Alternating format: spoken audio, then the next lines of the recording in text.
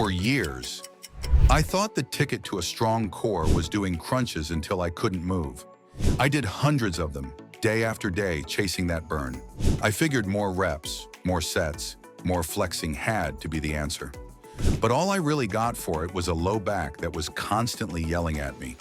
It was this frustrating cycle of working hard and just getting pain, with no real strength to show for it. Then I discovered the secret. It turns out a truly strong, bulletproof core isn't about bending and flexing over and over. It's about training it to resist movement.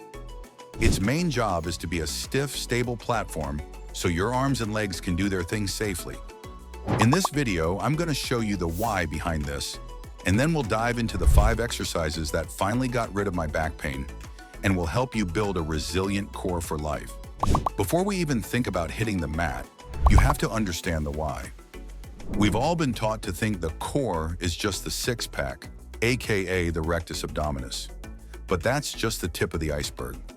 Your real core is a 360-degree muscular cylinder wrapped around your midsection. Think of it like a natural corset. You've got the deep transverse abdominis cinching you in, the obliques on your sides that stop you from twisting and bending. Then the muscles along your spine, and even your diaphragm and pelvic floor. It's a whole system. And the #1 job of this system isn't to create movement, but to stop it. Its job is to lock down your torso to protect your spine. Your core is the foundation for every single thing you do. Lifting a heavy box, picking up your children, or even just getting out of a chair. So how do we train for that? We use anti-movement exercises. We're going to challenge your core to resist bending backward, sideways, and to resist rotation and twisting. I hope you're ready because we're getting into our first and most fundamental exercise, the plank.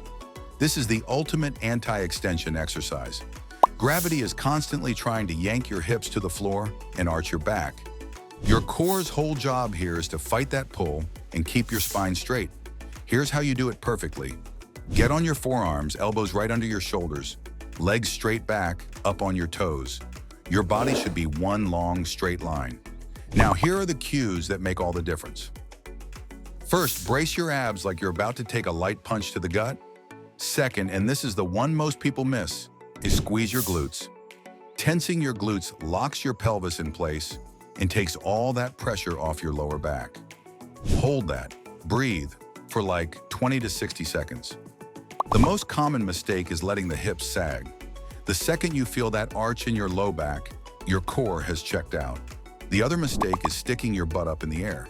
That's just making it easier by taking your abs out of the equation. Focus on that straight line. To make it harder, try lifting 1 foot an inch off the ground, hold it, and switch, all while keeping those hips rock solid. Next up, we move to the sides of the core with the side plank. This is the king of anti-lateral flexion, or resisting a side bend. Have you ever carried all your groceries in on one arm, or lugged a heavy suitcase through an airport? Your core is fighting that exact same force to keep you from tipping over. This exercise trains that exact thing. To set it up, lie on your side, elbows stacked right under your shoulder. Your feet can also be stacked. Now brace your core and lift your hips until your body is a straight line from your head to your ankles. Don't let that top shoulder roll forward. The goal is to hold that position, fighting the urge to let your hip drop to the floor. Aim for 20 to 45 seconds on each side. The biggest mistake here is letting that bottom hip sag. The moment it drops, you've lost the point. You should feel this deep in the muscles on the side of your stomach closest to the floor. They are working like crazy to hold you up. If it's too tough, no worries. Regress it by putting your bottom knee on the floor. To make it harder, try lifting your top leg a few inches. That adds a whole new level of instability. 2 exercises down. If you're already having an aha moment about how your core really works, do me a favor and smash that subscribe button. We're just getting started, and these next few exercises are absolute game changers. This next one is a secret weapon for physical therapists and top coaches, but you barely ever see it in the gym.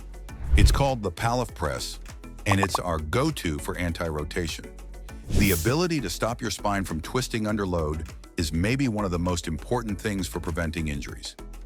The legendary spine biomechanist Dr. Stuart McGill said, "You must learn to anti-rotate before you can rotate explosively." This exercise teaches your body to do exactly that. You'll need a resistance band or a cable machine. Set the anchor at chest height. Stand sideways to it, take a few steps out to get some tension, and get in an athletic stance. Grab the handle with both hands at the center of your chest. Now here's the move. Slowly press the handle straight out. The band is going to be trying to twist you back toward it. Your job is to let nothing move except your arms. Your core has to be a brick wall. Hold it out there for a 2 count, then slowly bring it back to your chest. That's 1 rep. Shoot for 10 reps on each side. The mistake is letting your torso twist with the band. The whole point is to resist it. Keep your hips and shoulders square. You should feel this all through your core, especially the obliques on the side furthest from the machine. They're the ones putting in the work. At number 4, the bird dog looks easy, but it's not. When you do it right, it's a massive challenge to your core stability. It's effective because it teaches your core to stay stable, all while your arms and legs are moving. To perform this properly, get down on all fours. Your back should be flat. Imagine you've got a glass of water on your lower back and you can't spill it. Brace your core, then slowly reach your right arm forward and your left leg straight back. Reach until they're parallel to the floor. The key is to keep your back from arching and your hips from opening up. Hold for a 2-second count, then slowly come back. Repeat on the other side. Rushing the movement and using momentum is the biggest mistake. That and arching your back to get your leg higher. Quality over quantity, always. This one is honestly one of the most common that I need to remind myself of sometimes. It's all about control. To make it harder, try balancing a foam roller on your lower back. If it falls, you've lost your form.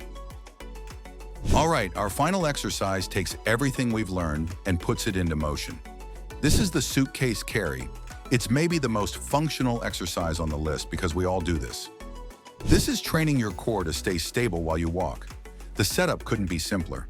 Pick up a single heavy dumbbell or kettlebell in one hand, like a suitcase.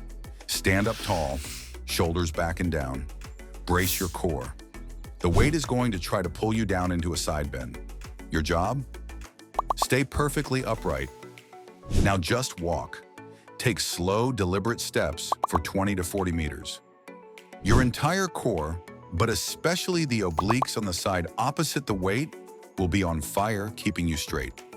The key mistake is leaning away from the weight to cheat. Fight to stay vertical, and don't rush. A slow walk makes your core work way harder. As you get stronger, just pick up a heavier weight.